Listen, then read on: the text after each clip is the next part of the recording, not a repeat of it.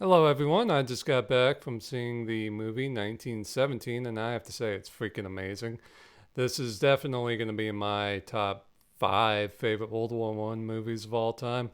I found out about this movie, I guess about 6 months ago, and I've been excited ever since. I mean, it's so rare to see a World War One movie come out nowadays, or ever, and to get to see this one in the theater was freaking awesome. I was actually going to go and see it last night, but the movie ticket was like $17 for one ticket. I was like, no. And then I saw the price for going to see it this morning, and it was like half that. So I was like, yeah, I think I'll do that instead. So it definitely worked out, and this movie is very freaking awesome in the theater. The sounds, the cinematography is amazing. Basically, the movie is directed by Sam Mendes, who's the guy that did the two James Bond movies, Skyfall and Spectre. I really like Skyfall. Skyfall is probably in my top 10 favorite James Bond movies. Spectre, not so much, but yeah, he's definitely got a very, very good vision. I mean, the cinematography in this movie is amazing. There's some parts of the movie where I was like scanning the horizon looking for Krauts who are trying to shoot me and stuff. It was definitely a visual tour de force. The movie is shot in a way to make it seem like it is one continuous shot. I guess that's kind of becoming a thing now ever since that movie Birdman, but it's unique, it's different, and it definitely works pretty well in this movie because the movie takes place from April 6th, 1917 for about 24 hours, so pretty much ends on April 7th, 1917. And it definitely works and makes you feel exhausted and like you've really been through a lot by the end of it. The plot in the movie is very simple. It's basically about two soldiers getting from point A to point B. Basically, the Germans have pulled back from their defensive lines on the Western Front, and there's a colonel played by Benedict Cumberbatch who believes that the Germans are in full retreat, so he's going to send his entire regiment the following morning to attack the Germans. The only problem is British intelligence and surveillance has observed that no, the Germans have really just fallen back to the Hindenburg line, which is a massive set of fortifications and entrenchments and just a crazy, brilliant network of defensive positions that was designed by Erich von Ludendorff. And so if the colonel sends his men in to attack, they're going to just get completely wiped out by the Germans.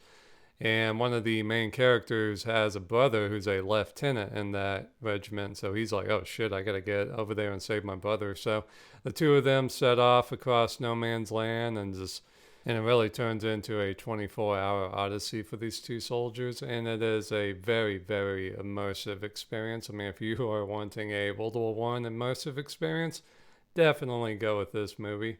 I kind of wish they hadn't had any music just to make it a little more immersive, but the music is there just to set the mood and to build the tension and all that. And it does a really good job of that. I kind of just want to hear the sound effects, though. The sound department did an amazing job in this movie. Well, I mean, all technical aspects of this movie are top notch, like really, really excellent. And even the military authenticity is really amazing, like the gear or the kit, as the British call it.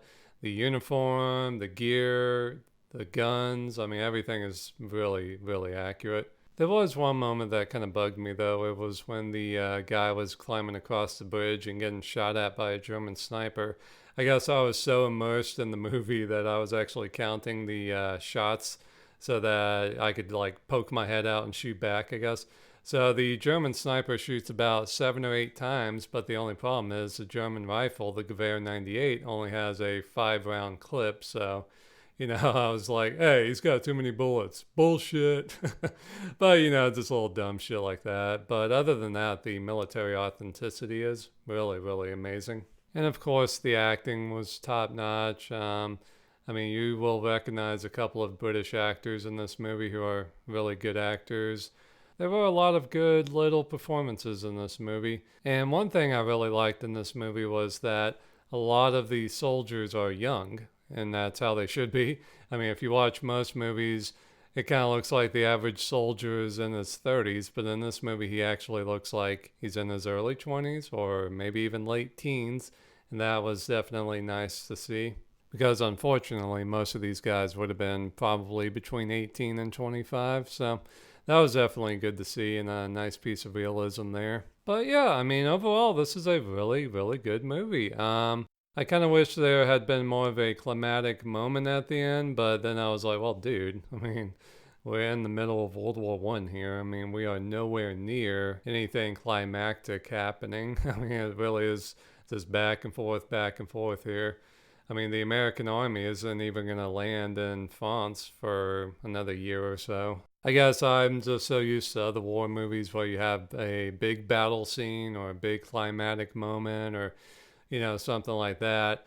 You're not going to get it in this movie. I mean, it really is a story of two guys getting from point A to point B and trying to get there in time. That's really all it is, which is perfectly fine. I mean, we are nowhere near seeing the end of the war. This is just one day in a long war, and there's a lot of days left to go. I think there was about a year and a half left to go, so yeah, pretty crazy. And the cool thing too is Sam Mendes got the idea for this movie from his grandfather, Alfred Mendes, who was in the thing it said at the end of the movie, the King's Royal Rifles or something. So that was kind of cool. It's so interesting to see so many fine movie makers making movies about World War One because I guess of the 100th anniversary and also remembering stories from their grandfathers and their great grandfathers about the war and stuff. Like that's how the movie Passchendaele was made. The guy who did that got the idea from his grandfather, and Peter Jackson has always been a World War One buff, I guess, because of his grandfather fighting in the war and stuff. So